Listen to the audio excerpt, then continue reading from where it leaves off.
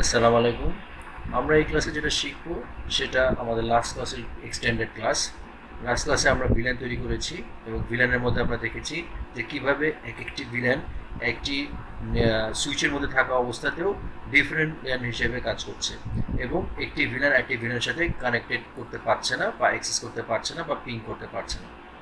তো এটাই আমাদের লাস্ট ক্লাস ছিল। তো এখন এই ক্লাসে আমরা শিখবো যে অনেক সিনারিওতে আমাদের প্রয়োজন পড়ে যে একটি ভিলেন আমরা ক্রিয়েট করব, ডিফারেন্ট ভিলেন ক্রিয়েট করবো, বাট ভিলেনগুলোর আন্ডারে একটা কানেকশন থাকবে।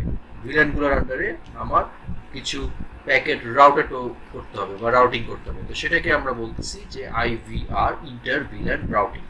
তো তার আগে আমরা আসলে ভিলেন ইন্টার রাউটিং এর যে কনসেপ্ট আছে সেটা আমরা সম্বন্ধে জানি। আমরা জানি এখানে সুইচ আছে এবং সুইচ থেকে একটি পোর্ট আমরা এখানে রাউটার আছে এবং রাউটারের সাথে একটি পোর্ট আমরা সুইচে নিয়ে নিচ্ছি। আমরা জানি যে রাউটিং এর জন্য আমার রাউটারের প্রয়োজন পড়বে, তাই আমি রাউটার দিলাম এবং রাউটার থেকে একটি পোর্ট আমরা সুইচের সাথে কানেক্টেড করলাম।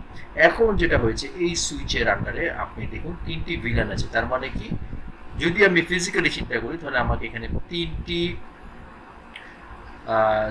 তিনটি তিনটি পোর্ট থেকে, তিনটি আমার ইথারনেট থেকে বা তিনটি আমার ইন্টারফেস থেকে এখানে সুইচে তিনটে ইন্টারফেসে কানেক্টেড করতে হবে এবং এখানে একটা ভিল্যানের একটা কনফিগারেশন আমাকে দাঁড় করা দিতে হবে। বাট এটা আসলে কখনোই সম্ভব না, কারণ আপনার এখানে বেসিক্যালি আপনি যখন রিয়েল লাইফে কাজ করবেন তখন আপনার একটি সুইচে অনেকগুলো ভিলেন থাকতে পারে এবং এতগুলো পোর্ট রাউটারের এত পোর্ট নিয়ে আপনি এত রাউটারের মধ্যে এতগুলো পোর্ট আপনি হয়তো তখন পাবেন না, বা এগুলো আসলে খুবই ব্যয় সাপেক্ষ।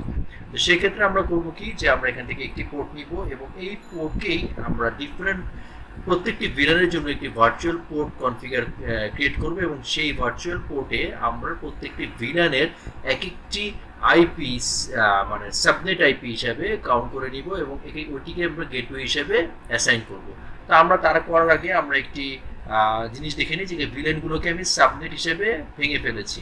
একই ভিলেনে রাখা যাবে না, কারণ কি একই সাবনেটে রাখা যাবে না, কারণ এখানে রাখলে কি হবে, দেখুন আমি যদি ভিলেন ওয়ানে যদি আমি এখানে একটি 192.168.1 দিই বা 1 সিরিজের একটি 20/24 সিরিজে যদি রাখি তাহলে এটা 24 সিরিজের হয়ে যাচ্ছে এবং ডিফারেন্ট আমাকে এখানে সাবনেট নিয়ে কাজ করতে হবে। আদারওয়াইজ এখানে আসলে আইডেন্টিফাই করাটা খুবই মুশকিল হবে এবং এটা আসলে পসিবল হবে না আইডেন্টিফাই করে এখানে গেটওয়ে আইপি দেওয়া, যার ফলে এটা আসলে তেমন কাজ করবে না।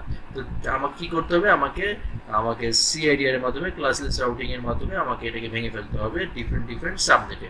তো আমরা কি করলাম, 192.168 এর যে এই ভিলেন 10 এবং ভিলেন 20 যে সিরিজে যে /24 এর যে আছে সেটাকে আমরা ভেঙে করলাম, একটা করলাম 27 এবং একটা করলাম 192.168.164/26 এ। আচ্ছা, এবং ভিলেন 30 এবং ভিলেন 40 তে আমরা যেটা করলাম, কি করলাম, আমরা ভিলেন 30 তে একটি প্রাইভেট আইপি, পাবলিক আইপি এবং ভিলেন 40 তে একটি পাবলিক আইপি অ্যাসাইন করলাম। কেন করলাম, আমরা আসলে দেখার জন্য যে আমাদের যে ইন্টার-ভিলেন রাউটিং সেটা প্রাইভেট আইপিতেও যেভাবে কাজ করে পাবলিক আইপিতেও ঠিক একইভাবে কাজ করে। তো আমরা আস্তে আস্তে কমান্ডে চলে যাই। তো প্রথমে আমরা এই সুইচে আসি। আমরা এই সুইচে এই পোর্ট আসলে আমরা কি কানেক্ট করেছি, 20 পোর্টটা আমরা কানেক্ট করেছি সম্ভবত। 10 পোর্ট, 20 পোর্ট আমরা এখানে কানেক্ট করেছি। 20 ওটা সম্ভবত 20। আচ্ছা, তা আমরা 20 পোর্টটা কানেক্ট করেছি। তার আগে আমরা এখানে কাজ করি, এখানে কাজ করে আসি, তাহলে আমাদের সুবিধা হবে। এখানে আমরা করি নো, তারপরে এনাবল মোডে গেলাম, এবার কনফিগার টার্মিনাল মোডে গেলাম। এখন আমরা করব কি, ইন্টারফেস গিগাবিট ইথারনেট 0/0 তে যাব। ইন্টারফেস জিআইজি 0/0। এবার দিব এটাকে নো শাটডাউন। আমি প্রথমে এটাকে একটু আপ করে নিই।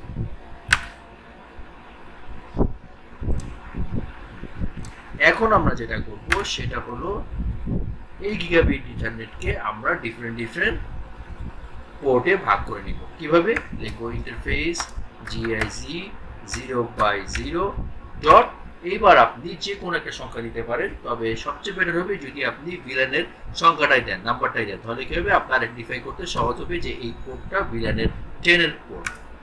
আচ্ছা, এবার কি দিব আমি, এবার এটা কিন্তু এনক্যাপসুলেশন মধ্যে নিয়ে আসবো। এনক্যাপসুলেশনটা কেন দরকার, এনক্যাপসুলেশনটা এই জন্য দরকার যে আমি যদি এনক্যাপসুলেশন না করি তাহলে আমি এখানে আইপি অ্যাসাইন করতে পারবো না, এবং এনক্যাপসুলেশনের মাধ্যমে আসলে আমাদের এখানে এই একটি পোর্টকে আমরা ডিফারেন্ট পোর্টে, ভার্চুয়াল পোর্টে অ্যাসাইন করতে পারবো, ভার্চুয়াল পোর্টে ডিভাইড করতে পারবো। এনক্যাপসুলেশনের ডিফারেন্ট প্রসেস আছে, IEEE এই প্রসেসগুলো আমাদেরকে আইডেন্টিফাই করে দিয়েছে। তো আমার এই রাউটারে যে প্রসেসটা চলবে সেটা হলো .1Q প্রসেস। তো আমি লিখবো এনক্যাপসুলেশন DOT.1 Q। তারপরে আমরা যেটা দিব সেটা এখানে ম্যান্ডেটরি, এখানে কি দিতে হবে, যেই ভিলেনের আন্ডারে সেই মানে এই ইন্টারফেসটা কাজ করবে সেই ভিলেনের নাম্বারটা, এটা ম্যান্ডেটরি, এটা ঠিক সেম ভিলেনের নাম্বারটাই দিতে হয়। এবার আমি দিব আইপি অ্যাড্রেস, IPADDR, এটা আমরা কি দিব, এটার গেটওয়েটা দিব। এটা সিরিজ কি দেখি, সিরিজটা কি, এটা হলো /191.0, সরি এখানে 1.0 হবে, 11 না, 1.0 27 সিরিজের, মানে কি আমি এখানে 191 সিরিজের 1.1 হবে, এটা হবে 192, আইপি অ্যাড্রেস হবে 192.168.1.1, সাবনেট মাস্ক কি হবে 27 এর 255.255.255.224। এবার আমি যেটা করব, এবার আমি 20 তে যাব।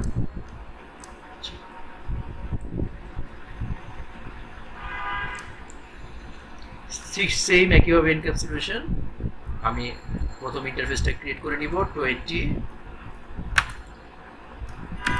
তারপরে যাবে এনক্যাপসুলেশন, এখানে 20 ম্যান্ডেটরি।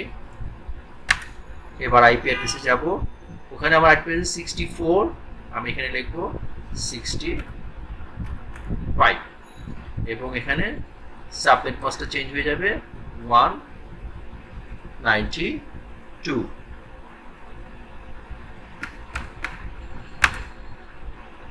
শেষ। এবার দিব আমি কোনটা, এবার দিব আমি 30, সরি আগে দিব ইন্টারফেস 30, তারপরে করব এনক্যাপসুলেশন 30। এবার আমি দিব আইপি অ্যাড্রেস, আইপি অ্যাড্রেস কি হবে 2550 হবে এখানে, আর যেহেতু এটা public IP 180.211.20.0, sorry bad mask,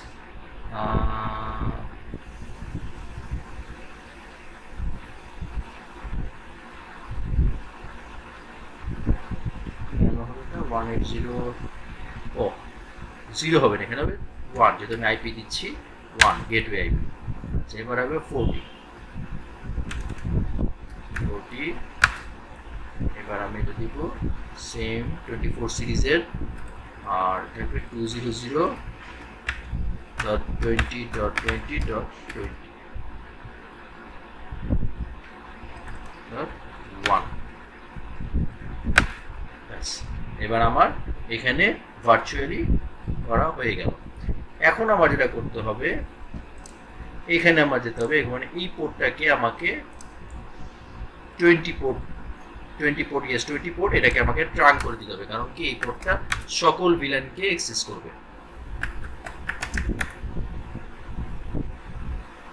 base FA0Y0 LWITCH switch port node ট্রান, হ্যাঁ হয়ে গেল। এখন আমি দেখব, দেখুন এটা 10 এবং 11, তার মানে এটা আমার ল্যানের 127 সিরিজের মধ্যে আছে। এখানে আমরা একটু চেঞ্জ করি, এটা 64 আছে, আমরা এখানে দিয়ে 66 করে দিই, এটাকে আইপিটাকে 67 করি, 67 করি। এখানে কি হবে 192.168.1.65, আমরা যে 192 দেখি এখানে আমরা 65 দিয়েছিলাম কিনা, নাকি .20 তে, হ্যাঁ 65, এই যে দেখুন এখানে 65 আছে। আচ্ছা এখানে সেম 67 ছিল, 68 দিয়ে এটাকে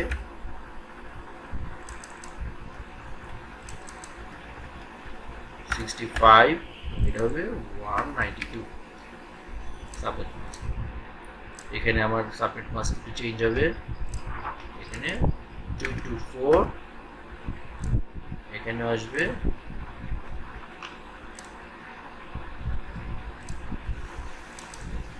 22 এবং 192.168.1.1 সি।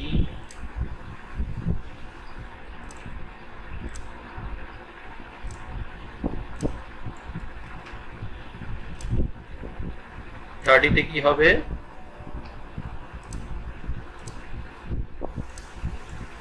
180.211.20.suppose 2 দিলাম, সাবনেট মাস্ক ঠিক আছে 1।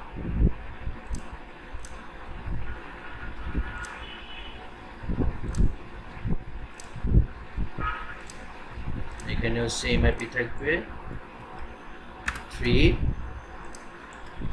সাবনেট বাজাতে 1।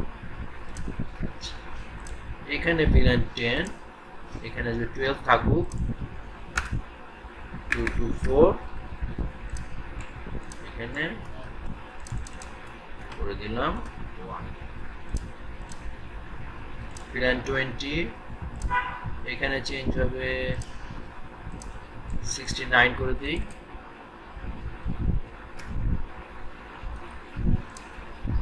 $192 হবে। এটা খুব খেয়াল রাখতে হবে সাবনেট মাস্কের চেঞ্জের জায়গাটা, এবং এটা হবে 65 এবং 40 কি আছে আমার 200.20.20.2, এটাকে 1 দিয়ে দিই। সেম এখানে দিলাম 3 দিয়ে দিলাম, সাবনেট মাস্ক যা আছে তাই 24 এর সাবনেট মাস্ক তাই 1। এখন যদি আমরা দেখি যে এটা সেম, আমরা এখান থেকে চেক করবো, যেটা সেটা চেক করবো এই পিসি থেকে আমরা VLAN 10 কে এই VLAN 20 কে পিং করব, VLAN 30 তে পিং করব, VLAN 40 এই সবগুলোতে পিং করব। যদি সবগুলো পিং যায় তাহলে আমরা মনে করব আমাদের ইন্টার-VLAN রাউটিং কাজ করছে। আচ্ছা, শুরু করি আমরা এখান থেকে। এখানে আমরা পিং প্রথমে আমরা দিব তার নিজস্ব পিং 192.168.1. এখানে আছে কোনটা 12, দেখুন পিং যাচ্ছে। আচ্ছা, এবার দিব আমরা VLAN 20 তে। আচ্ছা, এই একেবারে অন্য VLAN 20 তে এখানে আমরা দিয়েছি কত, এখানে আমরা দিয়েছি 69। এখানে ইচ্ছে করলে আপনি কপি করে এখানে নিয়ে নিতে পারেন, যাতে আপনার জন্য বোঝার সুবিধার জন্য 69। আচ্ছা, দেখি আমরা পিং করি 69 এ, সরি 69। এটা পিং হওয়ার কথা, যদি সবকিছু ঠিক থাকে তাহলে অবশ্যই পিং হবে, কারণ কি ইন্টার-VLAN রাউটিং কাজ করবে। দেখুন পিং হচ্ছে ডিফারেন্ট VLAN-এ, আগে যেটা কখনোই সম্ভব ছিল না ইন্টার-VLAN রাউটিং ছাড়া। এবার আমরা এখান থেকে করব VLAN 40 তে। VLAN 40 তে কি আছে পিং, এটা হলো একটা পাবলিক আইপি। দেখি এবার পাবলিক আইপিতে পিং হয় কিনা।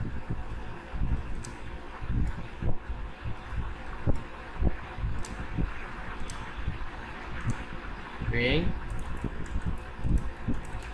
200.20.20.2,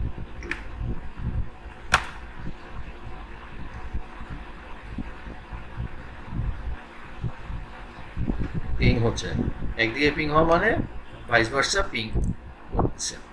তো তার মানে কি দাঁড়াচ্ছে, দেখুন এখানে আমরা যেটা করলাম এখন ইন্টার-VLAN রাউটিং করলাম। এই ইন্টার-VLAN রাউটিং এ যেখানে আমরা VLAN এর সাথে আমরা একটা routing encapsulation routing process run করালাম, যেখানে আমরা একটি ইন্টারফেসকে ভেঙে তার ডিফারেন্ট ল্যানের VLAN এর ইন্টারফেসে রেডি করলাম, এবং সেই VLAN ইন্টারফেসকে আমরা গেটওয়ে দিলাম, এবং গেটওয়ের মাধ্যমে আমরা প্রত্যেকটা VLAN এর সাথে কানেক্টেড হতে পারবো। এখানে একটা জিনিস খেয়াল রাখতে হবে, যখন সেম সুইচের যখন সেম VLAN-এ কানেকশন হয় বা পিং করে তখন কি হয়, মেসেজটা এইভাবে যে সরাসরি আরেকটি সুইচের ভিল্যানে চলে আসে। বাট যদি এই ভিল্যান 20 কেস বা ভিল্যান A20 কে হোক বা A20 কে হোক পিং করতে চায়, তখন কি হবে, মেসেজটা এখানে যাবে, এখান থেকে সোজা চলে যাবে রাউটারে, ভিল্যান 20 গেটওয়ে থেকে সেটা ভিল্যান 20 তে আসবে।